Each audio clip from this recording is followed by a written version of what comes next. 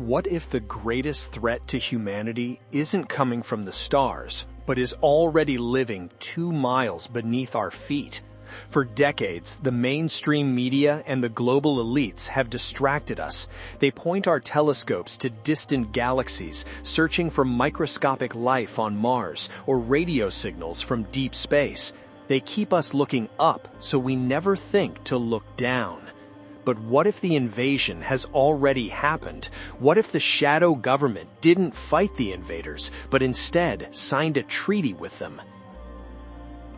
Welcome to Vantage Elite. Today, we are opening one of the most heavily classified, dangerous, and blood-soaked files in the history of the modern conspiracy, the Dulce base firefight.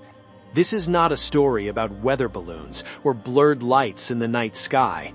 This is the story of a secret underground war, a multi-trillion-dollar black budget, and a whistleblower who tried to warn the world until the elites decided to silence him forever.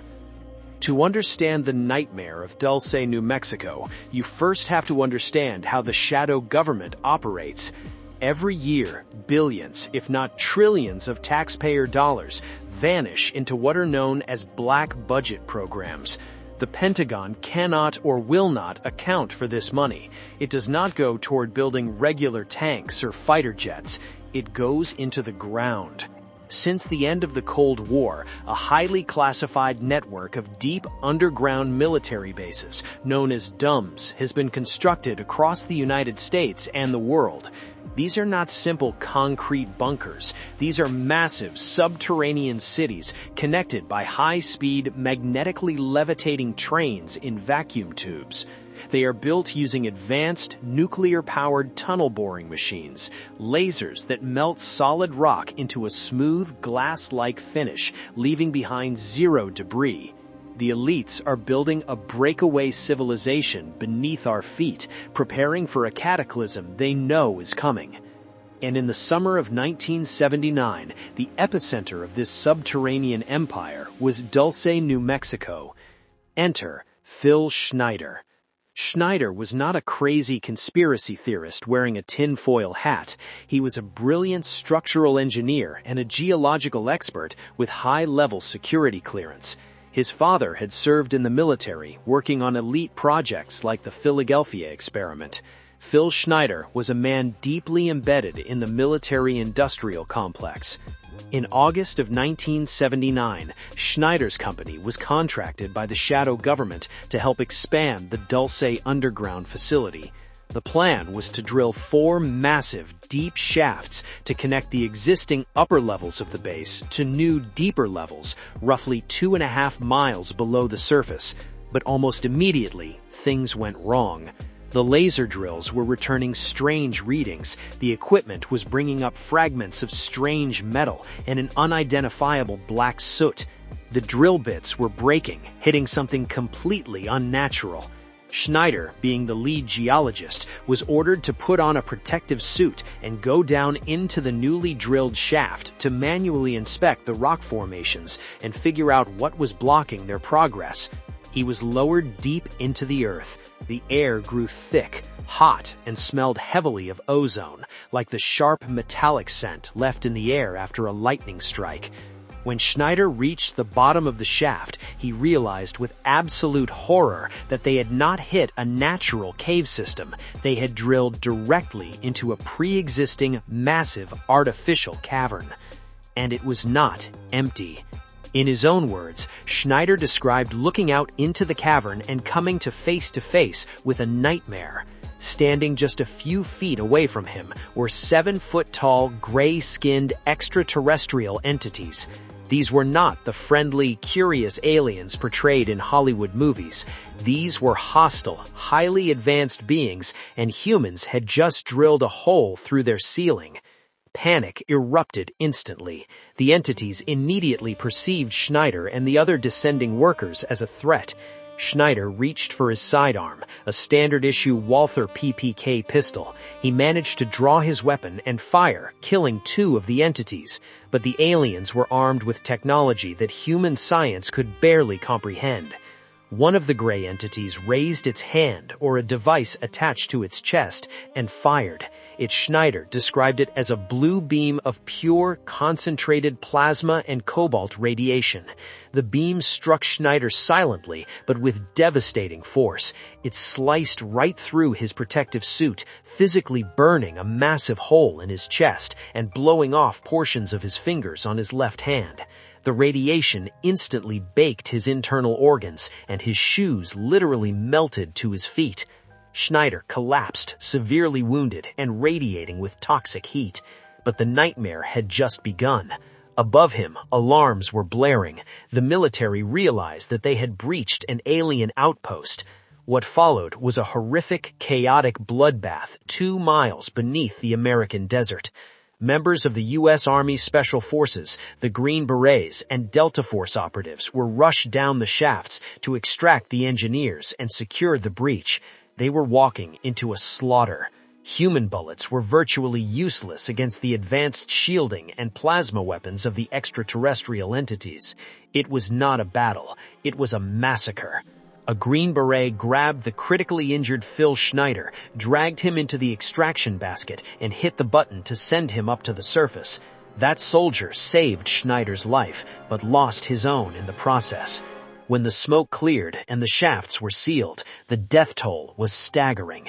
According to Phil Schneider, 66 human scientists, engineers, and elite military personnel were killed in the Dulce base firefight. Schneider survived, but he was forever changed.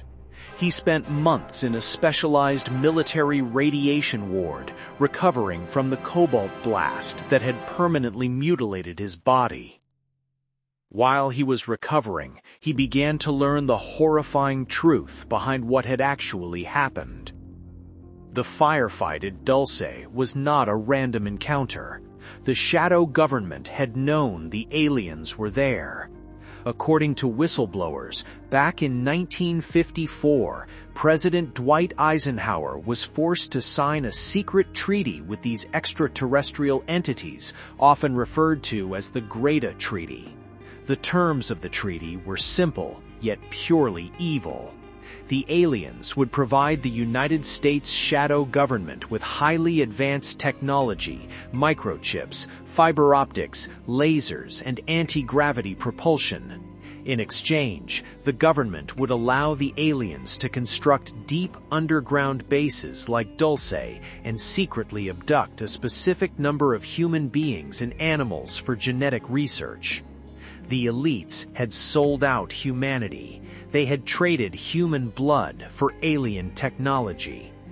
The firefight in 1979 only happened because the human engineers had accidentally drilled into an alien-controlled sector of the joint base without clearance. For over a decade, Phil Schneider kept his mouth shut. He continued to work in black-budget programs, watching as the shadow government built more bases and completely stripped away the sovereignty of the human race. But the guilt and the slow, creeping cancer caused by the alien radiation blast eventually broke his silence. He knew he was dying anyway, and he decided that the public needed to know the truth. In 1995, Phil Schneider went on a highly publicized whistleblower tour. He stood on stages at preparedness expos and UFO conferences across the United States. He didn't just tell stories, he brought physical evidence. He held up chunks of alien metals that could not be classified on the periodic table. He unbuttoned his shirt on camera to show the audience the massive, horrifying burn scar across his chest from the plasma weapon. He held up his left hand, missing its fingers. He explicitly warned the public about the New World Order, the alien agenda, and the elites who were working to enslave humanity under a false flag alien invasion, what we now know as Project Bluebeam. Phil Schneider knew that exposing the Matrix was a death sentence. In every lecture, he looked directly into the camera and gave a chilling warning. He said, "I have never felt suicidal. I am a deeply religious man." If I am ever found dead and they tell you it was a suicide, you will know that I was murdered. 7 months later, the shadow government made their move. On January 17, 1996, Phil Schneider was found dead in his apartment in Wilsonville, Oregon.